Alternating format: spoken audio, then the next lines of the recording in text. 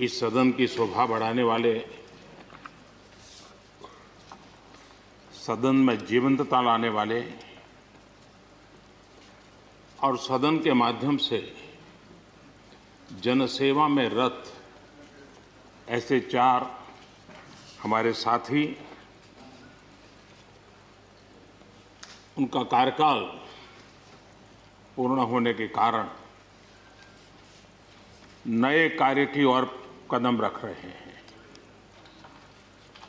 श्रीमान गुलाम नबी आज़ाद जी, श्रीमान शमशेर सिंह जी, मीर मोहम्मद फैयाज जी, नाजिर अहमद जी, मैं आप चारों महानुभावों को इस सदन की शोभा बढ़ाने के लिए, आपके अनुभव का, आपके ज्ञान का सदन को और देश को लाभ देने के लिए और अपने क्षेत्र की समस्याओं का समाधान के लिए आपने जो कुछ भी योगदान किया है, उसके लिए मैं सबसे पहले तो आपका धन्यवाद करता हूं।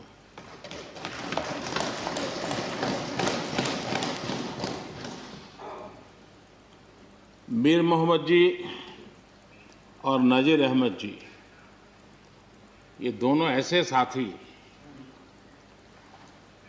सदन में शायद उनकी तरफ बहुत कम लोगों का ध्यान गया होगा, लेकिन कोई भी सत्र ऐसा नहीं होगा कि जिनके साथ मुझे मेरी चैम्बर में बैठ कर के अलग अलग विषयों पर सुनने का, समझने का मौका न मिला। इवन कश्मीर की भी बारीकियां जब उनके साथ बैठता था, कभी कभी तो वो परिवार के साथ भी आते थे, इतने अनेक पहलू मेरे सामने रखते थे, वो मेरे लिए भी बड़ा एनलाइटनिंग रहता था। तो मैं हमारे इन दोनों साथियों का, जो मेरे साथ व्यक्तिगत रूप से नाता रहा और जो जानकारियां मुझे वो मिलती थी, मैं उसके लिए उनका हृदय से आभार भी व्यक्त करता हूं।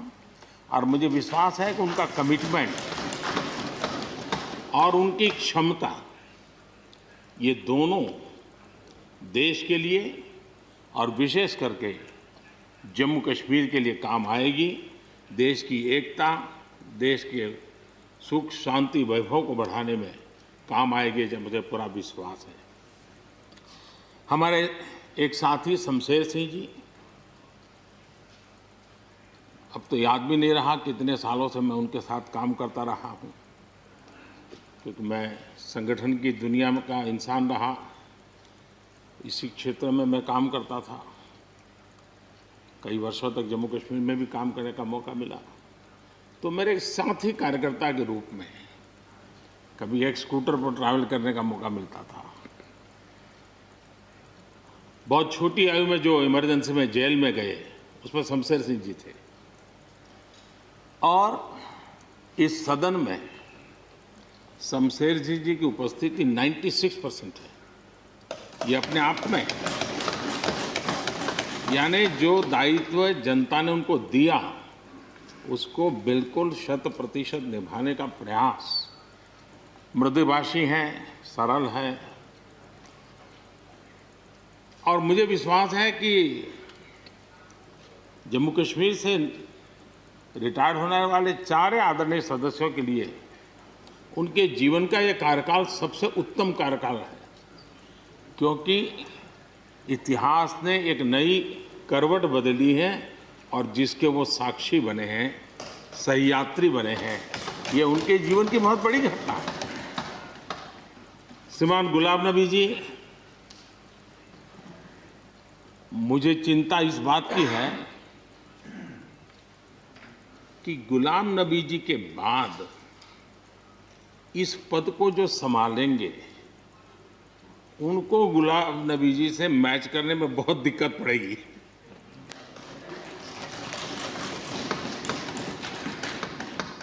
क्योंकि गुलाम नबी जी अपने दल की चिंता करते थे, लेकिन देश की और सदन की भी उतनी ही चिंता करते थे।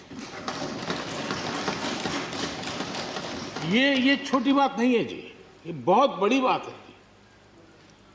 वरना अपोजिशन के लीडर के रूप में अपना दबदबा पैदा करना, ये सब मोह किसी को भी हो सकता है, लेकिन उन्होंने सदन से, मैं शरद पवार जी को भी इसी कैटेगरी में रखता हूँ, वे सदन की और देश की चिंता को प्रायोरिटी देने वाले नेताओं में से रहे।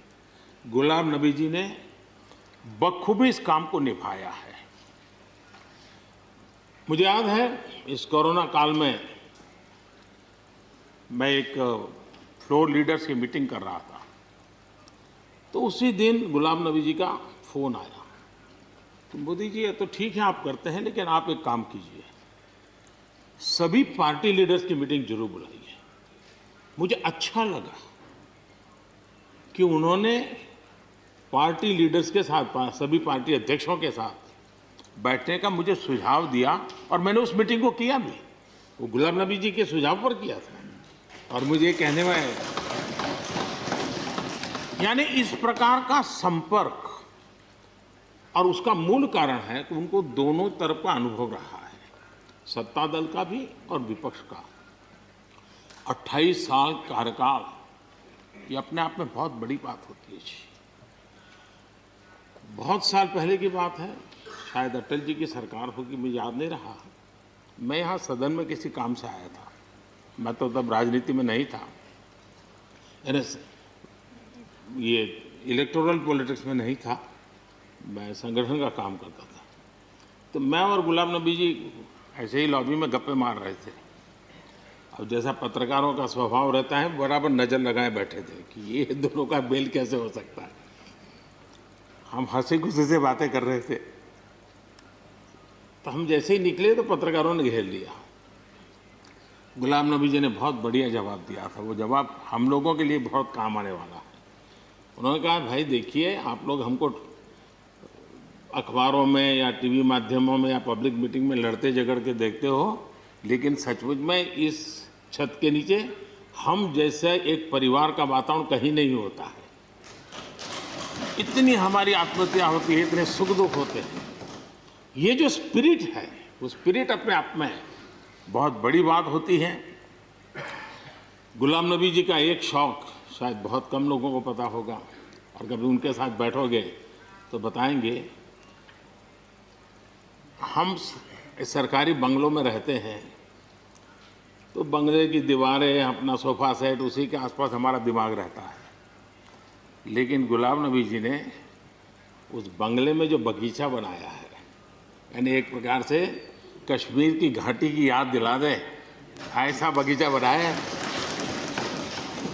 और इसका उनको गर्व भी है, वो समय देते हैं, नई नई चीज़ें जोड़ते हैं, और हर बार जब कंपटीशन होती है तो उनका बंगला नंबर 1 ले आता है। यानी अपने सरकारी जगह को भी कितने प्यार से संभालना, यानी बिल्कुल मन से उन्होंने इसको संभाला है। जब आप मुख्यमंत्री थे, मैं भी एक राज्य का मुख्यमंत्री के नाते काम करता था, हमारी बहुत गहरी निकटता रही उस कालखंड में। शायद ही कोई ऐसी घटना मिल सकती है कि जबकि हम दोनों के बीच में कोई संपर्क सेतु न रहा हो। एक बार गुजरात के यात्री, क्योंकि जम्मू कश्मीर में जाने वाले टूरिस्ट में गुजरात बहुत बड़ा नंबर रहता है, और टेररिस्टों ने पर हमला कर दिया, करीब 8 लोग शायद मारे गए। सबसे पहले गुलाम नबी जी का मुझे फोन आया,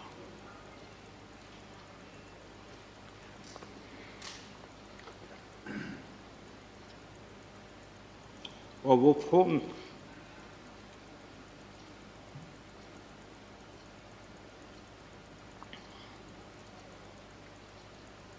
सिर्फ सूचना देने का नहीं था,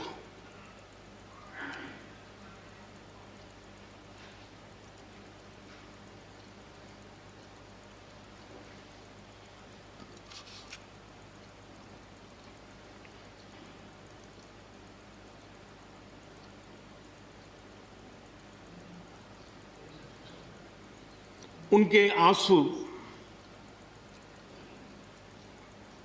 रुक नहीं रहे थे। फोन पे उस समय प्रणब मुखर्जी साहब डिफेंस मिनिस्टर से। मैंने उनको फ़ोन किया, मैंने कहा साहब अगर फोर्स का हवाई जहाज़ मिल जाए डेड बॉडी को लाने के लिए। रात देर हो गई थी। प्रणब मुखर्जी साहब ने कहा आप चिंता मत कीजिए, मैं करता हूँ व्यवस्था।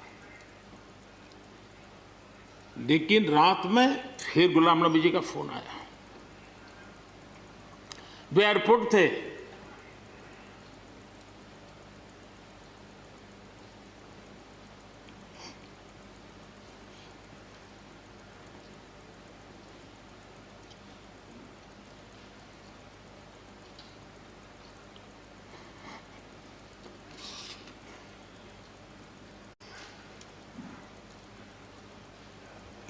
एयरपोर्ट से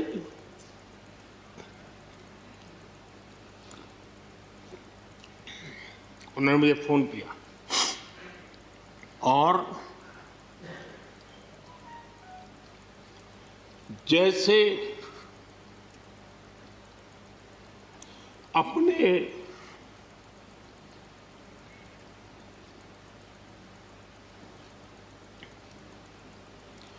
परिवार के सदस्य की चिंता करें,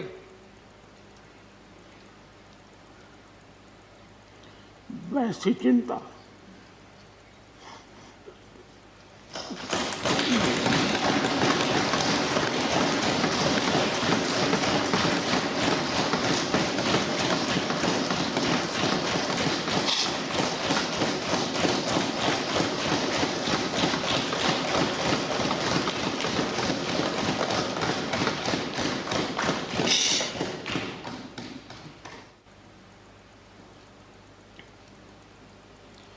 परिवार के सदस्य की चिंता करें,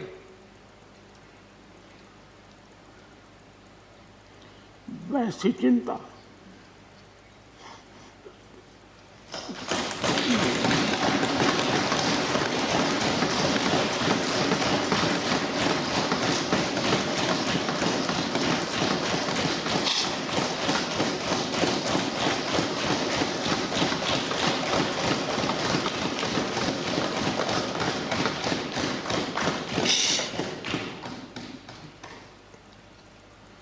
पद, सत्ता जीवन में आती रहती है, लेकिन उसे कैसे पचाना,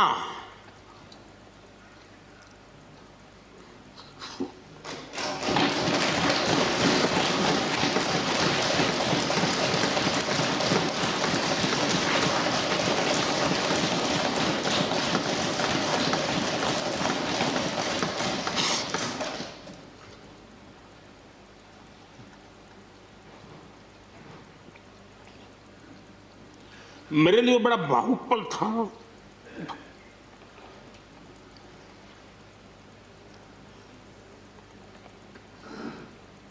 दूसरे दिन सुबह फोन आया कि मोदी जी सब लोग पहुंच गए।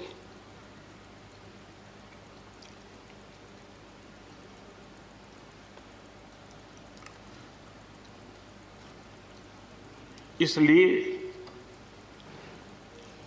एक मित्र के रूप में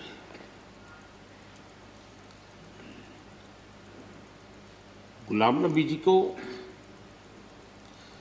घटना और अनुभव के आधार पर मैं आदर करता हूं।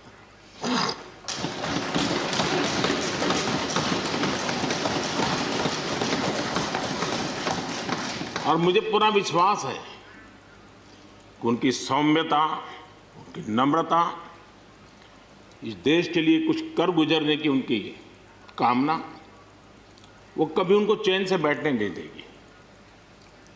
और मुझे विश्वास है कि जो भी दायित्व जहां भी वो संभालेंगे, वे जरूर वैल्यू एडिशन करेंगे, कंट्रीब्यूशन करेंगे और देश उनसे लाभान्वित होगा। ये सब मेरा पक्का विश्वास है। मैं फिर एक बार उनकी सेवाओं के लिए आदरपूर्वक धन्यवाद करता हूं और